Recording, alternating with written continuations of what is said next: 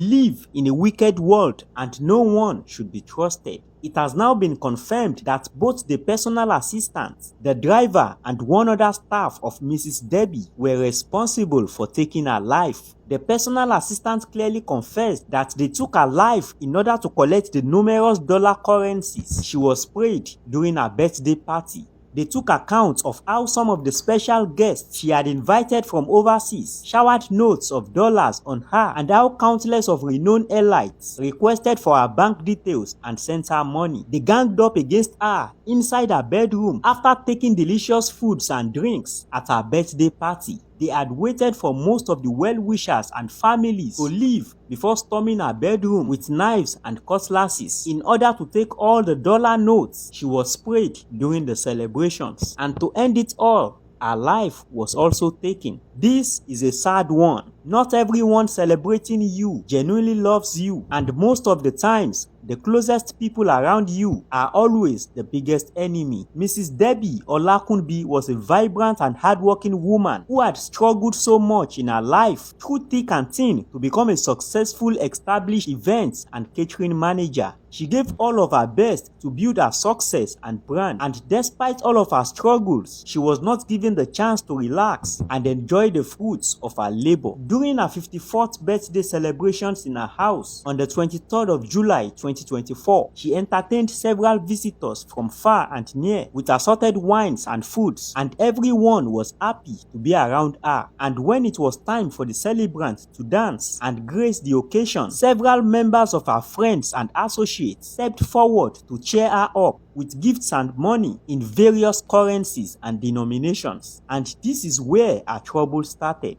Mrs. Debbie, as the leader and the director of her company, all of her employees were also present to witness the occasion, not knowing that not every smile is associated with love. Everyone chanted birthday praises on her as they eat their favorite delicacies, but behind the scenes were secret plots by some of her own closest employees to steal all the hard currencies she was sprayed. And not only that, they also wanted all the numerous bank alerts she received as birthday gifts, and lastly, some of her valuable belongings like expensive golds and jewelries. According to sources, Mrs. Debbie was described as a kind and friendly woman who treats her workers well with kindness and trust. However, treating your workers fine is good, but nothing can please a greedy and desperate mind. May we not be victims of our own trust and kindness. Domestic workers like house helps, drivers, and even personal assistants lately are now becoming desperate monsters who would not mind doing anything for money and material things, regardless of the treatment and care they get from you. Mrs. Debbie's personal assistant was reported to have always been well acquainted with almost all of her movements, and to some extent, he is also aware of Mrs. Debbie's bank transactions and finance. This personal assistant had waited for few days after the celebrations to ensure that all of our visitors had gone back to their various places before returning back to Mrs. Debbie's house alongside with Mrs. Debbie's driver and one other staff who also has a like desperate mindset. But in order not to distort ongoing investigations, their identities will not be released at the moment. They suddenly showed up to their boss, Mrs. Debbie, right inside her bedroom with knives and cutlasses, and they demanded for all the dollar notes she was sprayed during the celebrations. They took her 2 Android phones and also collected her business bank ATM card, which the personal assistant already knows the pin. And as if all of that was not enough, they finally descended on her and took her life without mercy in the most disturbing manner. Every attempt of Mrs. Debbie to beg them fell to their deaf ears, and after they had gotten all that they wanted from her, they tried to light up the house in order to stage the occurrence as a fire outbreak. They opened up the gas cylinder from the kitchen and ignited the bedroom where she was lying lifeless,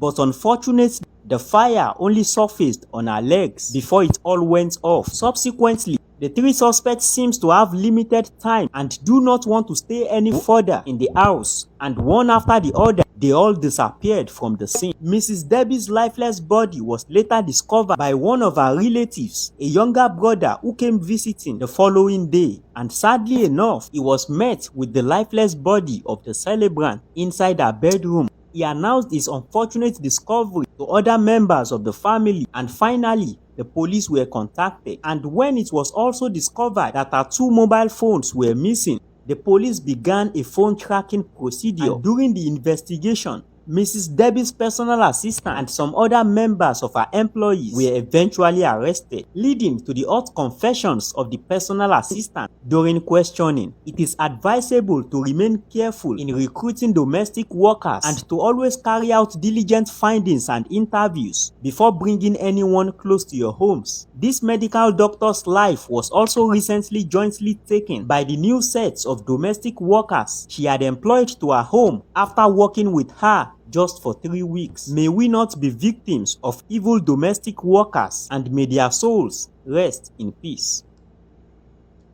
Oh, thank you so much, Crime Faces. Thank you for this video. One thing I can establish from the story of this lady is that I don't think there is a man in her life. Yes, because if there is, those people, I'm sure, those aides will not have been able to have access to her like that.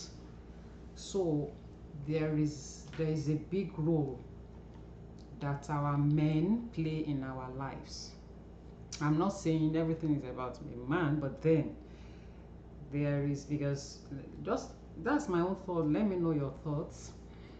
She has, I don't know which country of the world that she lived in, but she has gone to Nigeria to do her birthday, I think. I was on the phone with a friend and we're talking about the crime rate in Nigeria, and she sent me this video. Thank you so much, Crime Faces. God bless you for this video. So there you have it. Please, people, be careful.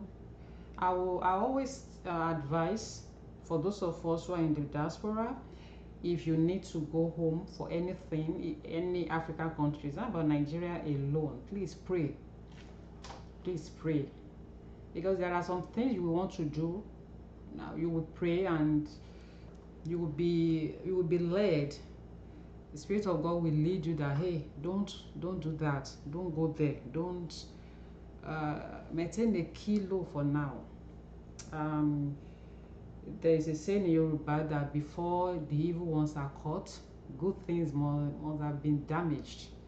No matter what they did do to these criminals now, it won't bring this lady back. It's unfortunate. At 54, she was cut down by people she trusted, people that are working with her directly.